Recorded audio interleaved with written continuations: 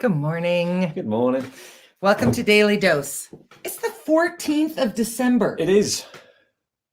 I am incredulous. Would this be the Ides of December? I don't know, maybe. I don't think there are Ides in December. I think December has its own busyness, doesn't need another thing. Welcome to the middle of December and Daily Dose. I'm sort of excited about this conversation today. It's a good one. It is a good one. I feel like we came across something that combines two things I'm really fascinated by. One is sobriety and one is feminism. Don't panic. If you're feeling panicky because you think it's going to get political, it's not going to get political. Not today. It's Christmas. Yeah, I don't really care about that, but it's not going to get political today. The article we are having the conversation around is called "Drinking Beer is Not a Feminist Act" by a woman named Laura Nordberg. She wrote it in September, and we found it on Medium.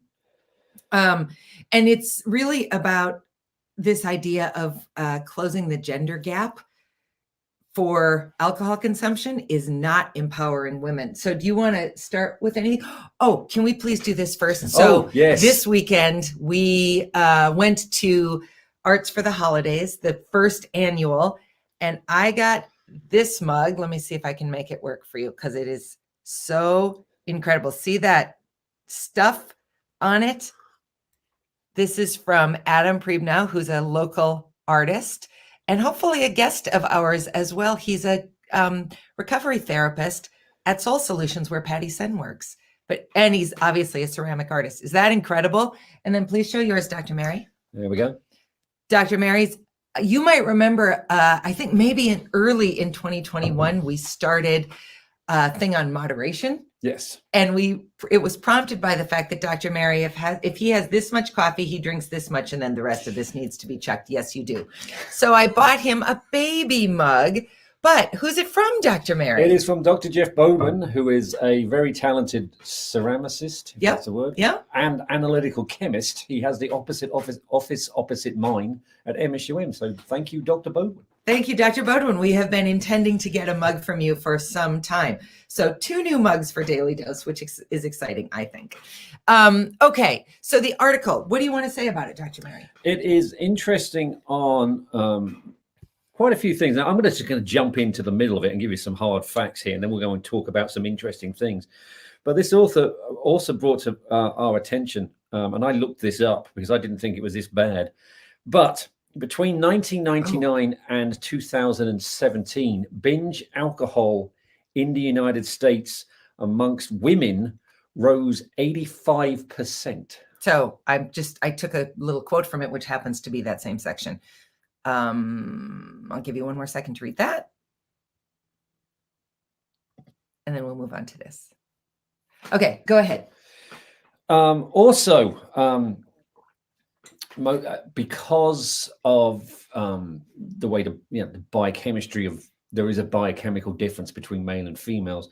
Alcohol has more damaging effect to women. It's more damaging on the liver. It's more likely to cause what they call wet brain or brain fatigue. In other words, it can and has been shown to increase the instances of early onset dementia in women who are binge drinkers. Not even alcoholics, but binge drinkers. It's even worse for women who actually, unfortunately, succumb to the disease of alcoholism. It's tougher on a female. And sorry, I'll give you all the bad news at once. There's not a lot of good news to this article.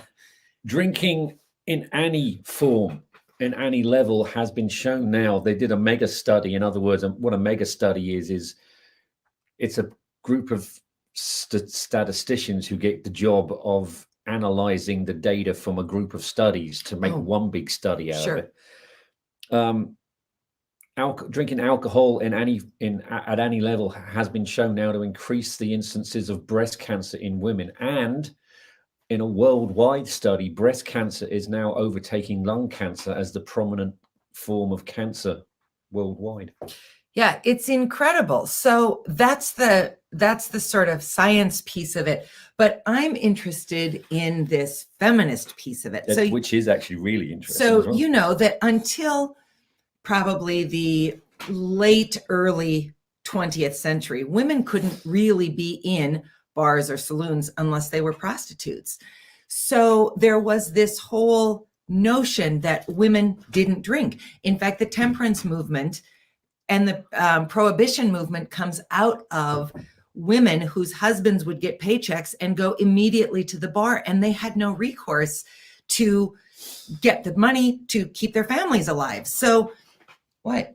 And if some of you might be sitting there going, oh, what a load of twaddle, there is a reason.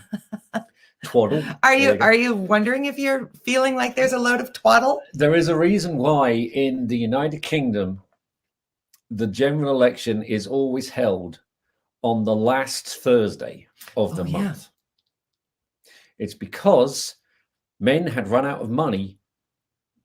Because it was the day before the paycheck. Because it was the day before they get paid again, and they were more likely to be at home. In other words, they were sober and more likely to go and vote. Mother wants you to know she is not feeling twaddly. And if you look into the history of prohibition and how it all started, there were 3 amendments to the Constitution to lead to that, and they were all driven by women who actually wanted to get into a better position of actually having some money to run the household because their men were out drinking. Okay, thank you for that troll down government lane, Dr. Mary. You must be a new American. I must be. Anyway, so this idea that women didn't drink, in fact, in England until I don't know when, maybe you know this too, women couldn't order full pints of beer. Nope. They could have, it was like this. Men could have this much and women could have this much. Even when I was in college, they wouldn't serve women pints of beer. You could have a half. So a couple of people I used to date and some friends of mine used to sort of get a pint glass, smuggle it into a bar in their purse, buy 2 halves and put it into the beer, into a pint glass, and then like hold it defiantly at the bar staff and say, hey, look. Suck it, bar staff. Bar Yeah. staff. Which I would have definitely wanted to do too, even though I don't drink any beer.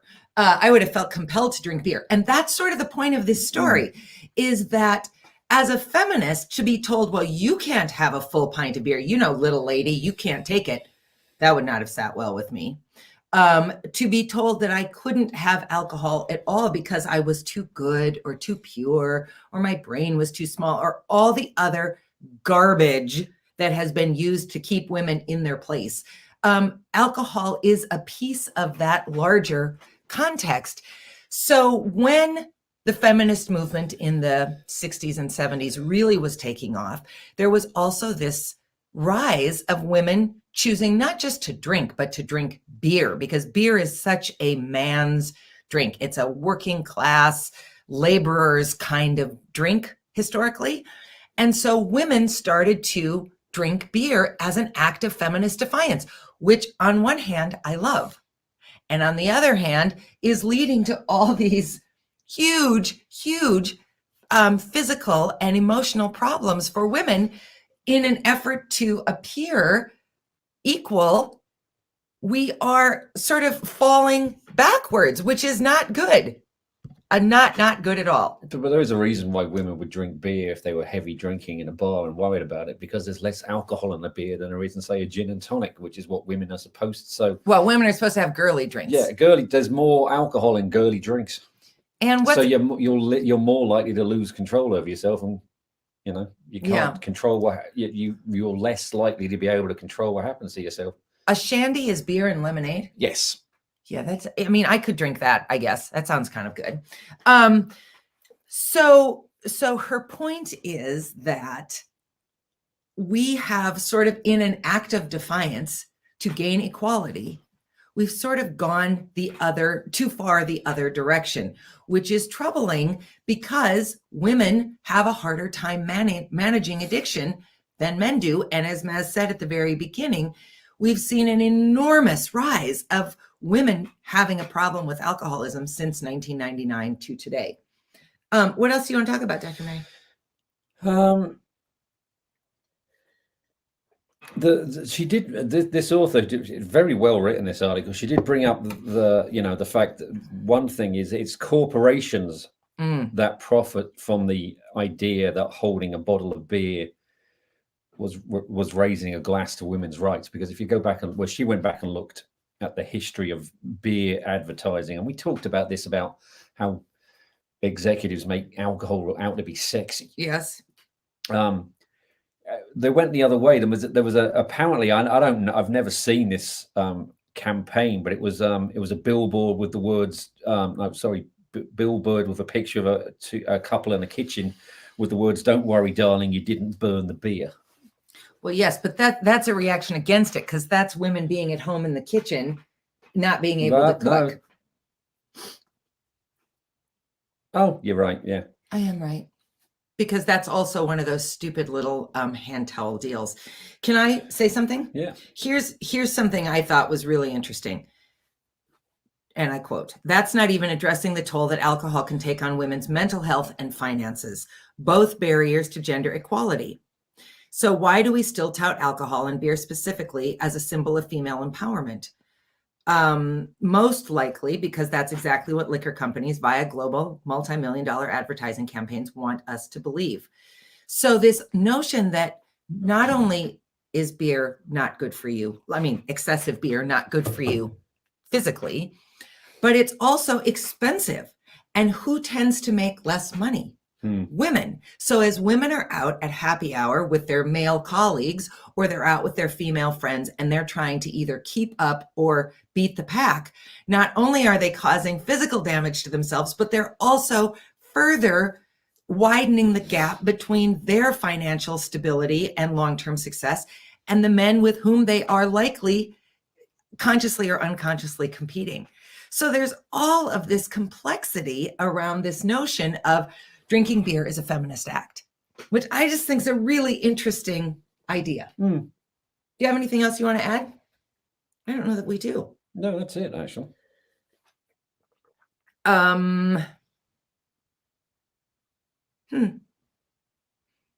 Well, I think, we don't need to stay on, and you don't need to watch us read. Gripping as that Yes, must it would be gripping. be. My gosh, we're like a masterpiece movie waiting to happen. But I mean, it's a very interesting thing to think about when you're dealing with sobriety and recovery, that there are still steeper hills to climb on the way back to sobriety, depending on your gender.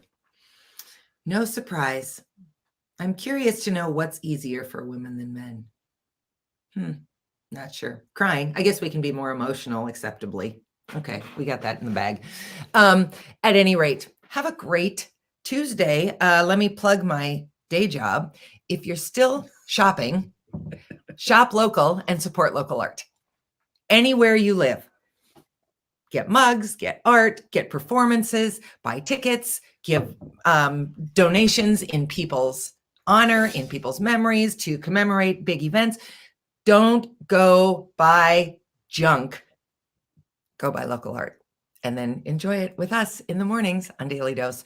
We'll see you on Thursday. Remember, last week, Karina Monison joined us, and this week, her mother, Joanna Conti, is joining us to talk about that perspective from her side of it, and also to talk more about the research that they are embarking upon to really create a database of quality rehab programs.